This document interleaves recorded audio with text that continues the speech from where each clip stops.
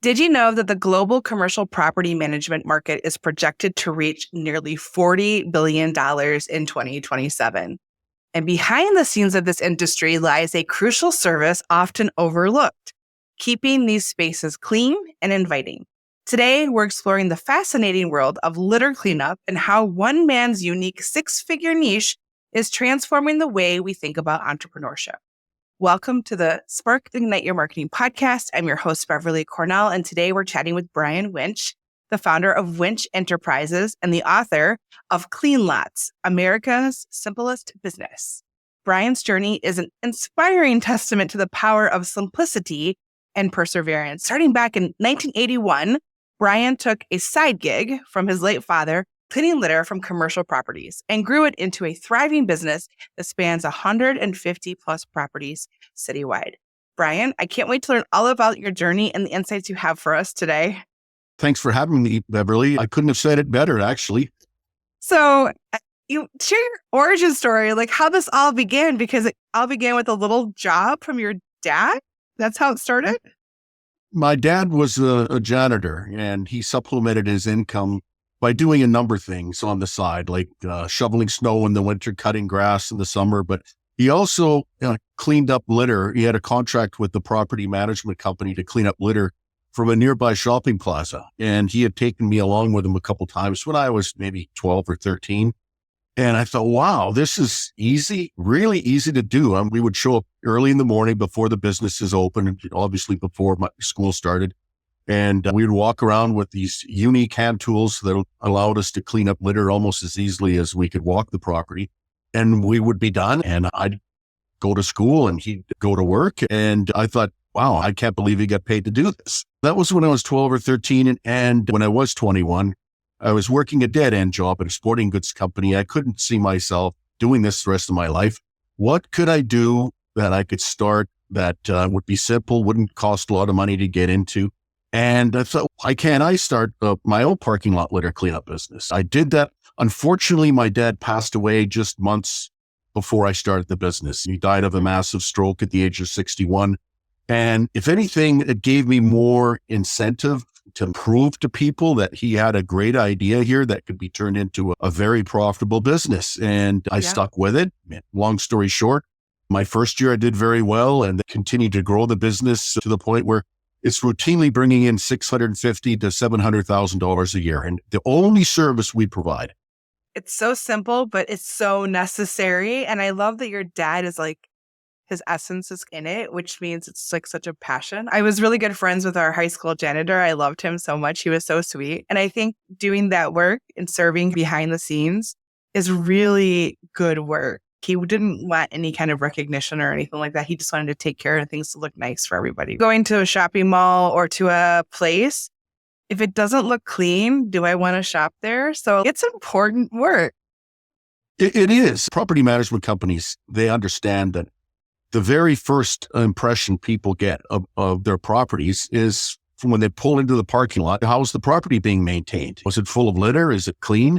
And then more so than that, it's imperative that our service is provided because we help prevent trip and falls or slip and falls, all these nuisance lawsuits where people can trip on something in a parking lot. And if it's not cleaned up, there's a number of reasons why our service is important to be provided. How has it evolved over the years? Sounds like you do one thing really well, but has it evolved or has there been major milestones along the way that have helped you grow to being as big as you are now? And when I started the business, I just wanted it to support myself. I just wanted something that I enjoyed doing that had me outdoors as opposed to being stuck in an office all day. And then I started getting so good. My customers wanted more of me at places that couldn't be all at the same time. So I had no choice. I started hiring people, or an army of cleaners throughout the city doing these various properties for me. And then over the years, we continued to grow and continue to scale. I did at one point start offering a couple of other services. One of my clients said, Brian, do you offer landscaping? Do you do snow removal? And back at the time, I thought the customer's always right. And this is what he's asking for. So I better do it. After a few years, we hated doing the work. It just didn't complement the litter pickup. There's different hours involved. And we told our customer our decision to back out of it. And he said, No problem. I don't have a problem with that. I'll find somebody else. I just thought I was doing you a favor by asking you if there were some other things that you wanted to do for me. We would rather be seen as the specialists, the best at what we do, as opposed to try to be a jack of all trades and winding up as a master of none. Brian, that's so important. Most of the clients that I work with, focus and clarity is like their superpower. Once they get really clear and they're focused, it becomes a more powerful business and brand and decision making. And sometimes it's hard to say no. I am guilty of that. For 10 years, I said yes to everything. And then I wore myself completely out, was stressed out, and had to make some changes. I realized what I was really good at, what I really wanted to do. And we focused on that particular thing. When you're really good at that one thing, it's super easy to grow because everyone knows who you are and what you do. That's right. And you have to remember, everybody, why did I go into business? Do what you want to do, as opposed to being dragged into doing some stuff that you don't really want to do. People forget that it's their own business and they can decide. They forget that this is my business, my choice, my decisions in this, and that you get to craft your own business. You don't have to do it based on just because somebody asked you to do it. You can say, I'd like to do that for you, but it's not really where my wheelhouse is. I do know somebody who can do it for you, though, and make a really great connection and collaborative partnership with people who service the same kind of clientele and have complementary services, and really rock your networking and being intentional in that part of it too, I believe. Exactly. And over the years, we've developed a list of service vendors. So if one of our clients contacts us and say, Brian, do you remove graffiti? We tell them no, but we steer them in the right direction. And Awesome. So they really appreciate that. And that provides so much value because they trust you. And because you have the relationship, there's an inherent amount of trust for that as well. It's just like a win in those situations. You get to do what you love. Somebody else gets to do what they love. And then the client's happy, right? Exactly. And it's almost doing a little bit more than what you say you're going to do. Mm. And I found that to be a key to our success. Is we don't just clean up parking lots. We help our clients like that, finding the appropriate service vendors for if they're struggling to find somebody to do it. I'll give you an example. We do more than clean, but when we're at a property, if we happen to notice some property damage, a sign's been run down, there's fresh graffiti, somebody's dumped off a couple of mattresses and a sofa at the back of the property, we take a picture of that and we forward that image to our clients. And they really appreciate that, knowing or finding out about from us, as opposed to it's sitting there for days. We don't take the attitude, that's not my job, somebody else is going to report that. It keeps that communication channel open between our clients and ourselves. There's a regular communication, and we're basically making their job easier by doing that. You become their eyes and ears when they can't be there all the time. So it sounds like you use some special tools to do this. Tell me about the special tools. Did you develop your own tools, or are these tools available? They're pretty hard to find. I'm showing people how to start and operate this type of business in their own city. So I put together a book called Clean Lots, America's Simplest Business. And in the book, there's all sorts of resources, including where you can find these tools. You're not forced to buy it from one supplier. There's other tools that are similar, but the point is you have to use the right tools in order to make the most money and in order to clean the property in the least amount of time. Every industry has the right tools, the tools that make your job a little bit easier and make you more productive. I had not thought about the specific tools. I have a grabber in my house, but I don't have the amount of trash that you probably have to deal with on a really regular basis. If you can imagine, the grabber comes in handy every once in a while. And if there's a bottle inside this deep shrub, maybe it's all thorny, it's a rose bush, and you don't want to stick your hand in there, you just grab the grabber tool and it works out great there. But if you come upon maybe 40 or 50 cigarette butts on the parking lot in front of a bar, you're not going to use that grabber tool to pick up one at a time. You just simply sweep all of the material into our collection tool, and it's simple to do. Is there a sustainability factor to all of this? From an eco-friendly perspective too, do you recycle the things that you grab and get? We used to do that. I found more and more, maybe because of the state of the economy or whatever, and it's quite interesting, the various ways people are making extra money. Every once in a while, I will run into someone who is making their bottle picking rounds, and they'll pick up all the empties, and it's amazing how much extra money they can make just doing an hour or two every second night or whatever. I don't really have to worry. I will clean up the odd can or bottle, but I won't save it. It doesn't really go into a special container. A lot of these shopping plazas do have the litter containers that are designated for recycled material, bottles, cans, or just waste or wet garbage. We will change those out. It all depends on the customer, and then they'll want these certain bags put into certain bins, maybe inside a garbage room. A lot of customers are different. In a lot of cases, they think, you know what, it's just rubbish, it's trash, it's litter debris. Just clean it all up, get rid of it, put it in the same place in the waste dumpster. What city are you in? I'm in Calgary, Alberta, Canada. I've been there. I've been to Banff. And I've been to, there's like a Calgary Tower, right? Calgary is a beautiful city. Thank you. You've serviced over 150 properties. That's got to be like a logistical feat of its own. How do you manage and keep quality consistent in that kind of a situation? We break the city down into areas where different people are working, so they're not having to drive across the city to service properties and spend so much time wasting driving. Like myself, I'll focus on a certain part of the city, and we've got people that maybe do weekend work for us, and they'll service the northeast quadrant or the southwest or whatever the case is. You've been in business for 40 years.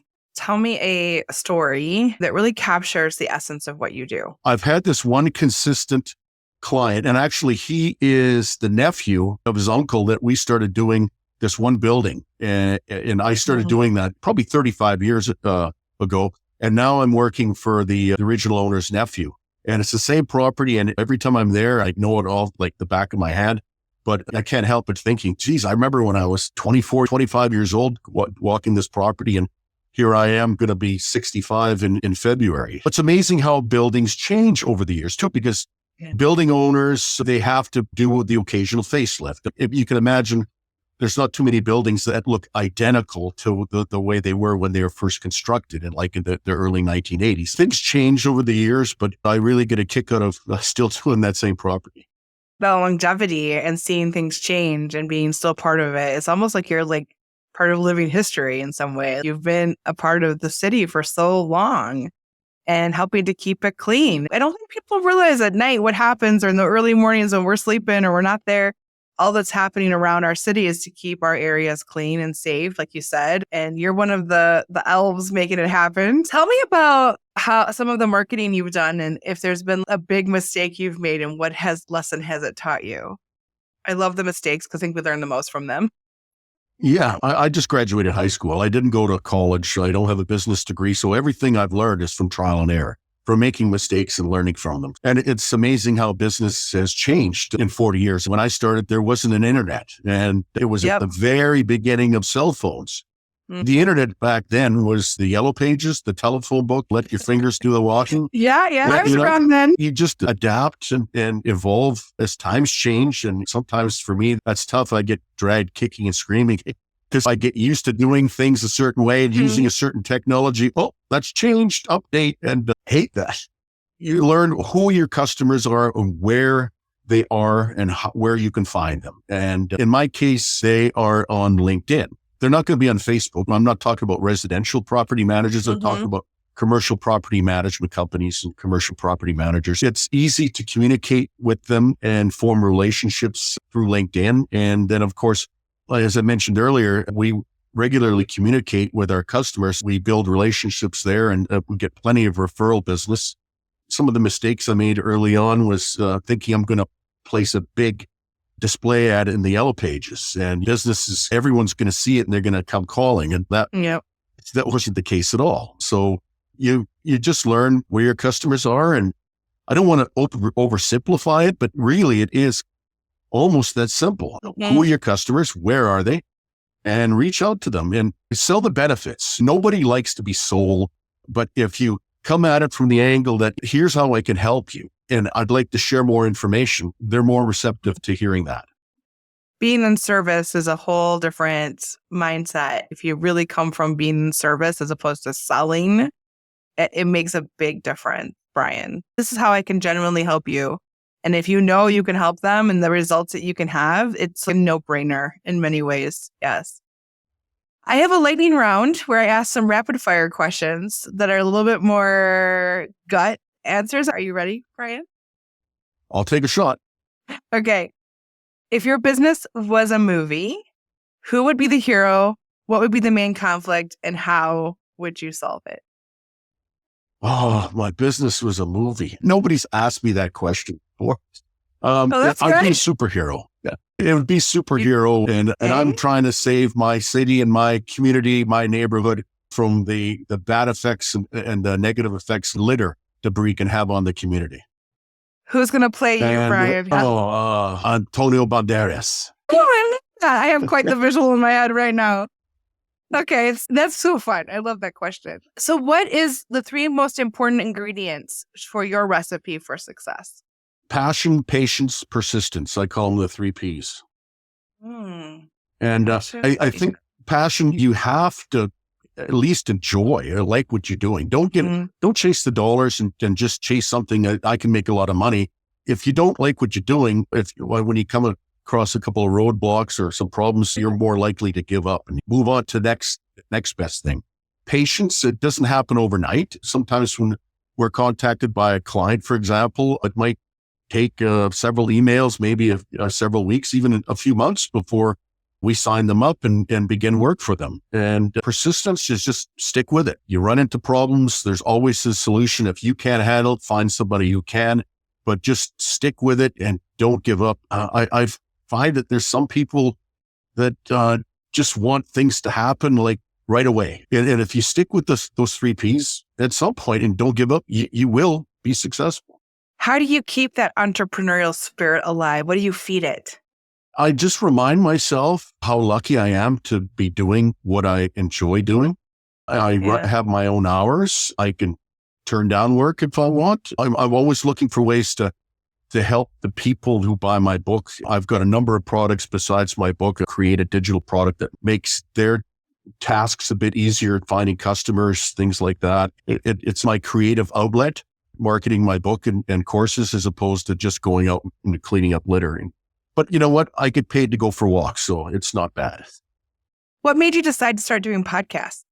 The content's evergreen. It's not like a magazine or a newspaper story. It's printed one day and it's gone. And it's a great way to meet people, develop connections. It's a growing industry. People are starving for content and people will listen to the podcast, watch them, and especially some podcasts are even released on YouTube as well. Our podcast is also on YouTube. So there's like all kinds of ways you can listen to it, watch it, and then we break it out. We break out quotes. We do all kinds of things. There's so many opportunities to use that content in really interesting ways that I think are really authentic as well. It works because I don't know how many times people have phoned me up and say, Brian, it's a pleasure to talk to you. I just bought your book. And I have to tell you, I watched every single one of your YouTube videos. And I'm thinking, wow, they obviously work. It's so good to hear that people are watching those things and getting the value out of them. And I don't know about you, but when I'm cleaning or I'm doing something, I put it in my ear and I'm listening to podcasts. So I'm learning all the time from people. And I love this conversational element of it. It's not like you're being taught. It's like at a lecture. It's really organic and natural and powerful for people. You're literally in their ear. It's a very powerful medium. If your business was an animal, what animal would it be and why? Oh, I guess it'd be an anteater, and I'd be going around snipping up all of the pieces of litter. Answers. You have such good answers. So I'm sitting over here thinking from a marketer's perspective. This is what happens when you're a marketer. You can never turn it off. The superhero concept. Like, how do you make a marketing campaign out of the superhero concept and do a whole fun social thing about being the superhero of cleanup? I'm over here building the campaign in my brain, just so you know. But the anteater is an also really great visual of like just taking things. I was thinking like capuchin monkeys who like steal stuff, hoard it, but not stealing per se, but like they just go and they take it. The anteater is such a great answer. And no one has ever said that. Brian, that is a first on the list of animals. Was there a moment that you realized your business was successful? Was there an actual moment where you said, oh, like I've done it? Not really. I guess that moment came after my first year when I thought, oh, you know what? I'm supporting myself. I've got 6-figure income coming in doing what I'm doing. And it was really simple at that point. The business continued to grow and it's been great, provided for me. But yeah, I would probably say that would be the best answer after the first year. That is remarkable. Most entrepreneurs do not realize they're successful for years, and if they ever actually consider themselves successful. That's why I hesitated, because your business is always evolving. It's changing. You're updating. There's new technology. So it's never boring. It's never become boring for me. I understand that point of view. When I first started out, I felt so good about doing what I did after the first year. Like, my dad had passed away the previous year, and I only had a high school education. I didn't know I could ever start and operate a successful business. I had that sense of accomplishment after that first year. We're so good at moving the goalposts on ourselves. So it's just good that you can look back and say that was a really defining moment for you. Is there a book or a podcast or an entrepreneur that has left their mark on your journey? Like, you follow it, quote from it, like that helped structure your business in some way, or was really instrumental in maybe a mindset shift for you? I can give two answers to that. One book that I found really useful for me was Mastering Marketing by John H. Watson. So many people start a business and then they don't really have a roadmap, and they spend a little bit of money here, they throw a little bit of money there, and hopefully something's going to work. But John provides a blueprint. It might take you a little bit longer to get there, but you're going to get there without having spent as much money or wasting so much money. Yeah. An entrepreneur I follow and I like, and actually I was on his podcast a few years ago, Nick Loper from Side Hustle Nation. He started a little side hustle himself and grew it from there. And now he's got this huge community on Facebook. He interviews all sorts of people. It's just amazing how many different ways people are making money, whether it be as a side hustle or you turn it into a full-time business. Great recommendations. A lot of our clients come to us feeling really scattered and not sure where to go with marketing. And if you at least have a blueprint or a roadmap or the next step, it's so helpful. If you could speed up the time up to your success by having a plan, is always going to help you for sure. So you survived the lightning round. Brian, you did great. Oh, yeah. Take a deep breath. It's all good. I have been called a fairy godmother before, and that I do magical marketing. And so I actually have a magical wand, and I'm going to wave my magical wand, and I'm going to take us back in time. We're going to go back to the little kid who wanted to be something when he grew up. What did you want to be when you were little? What was the thing you wanted to be? Oh, I guess a lot of little boys back then in the 60s growing up. At one point, I wanted to be a firefighter. And another time, I wanted to be a doctor. I remember getting a doctor's kit with those little candy pills in it for Christmas one year. And then at some point, I wanted to be a hockey player. But I guess I was about probably 6 years old.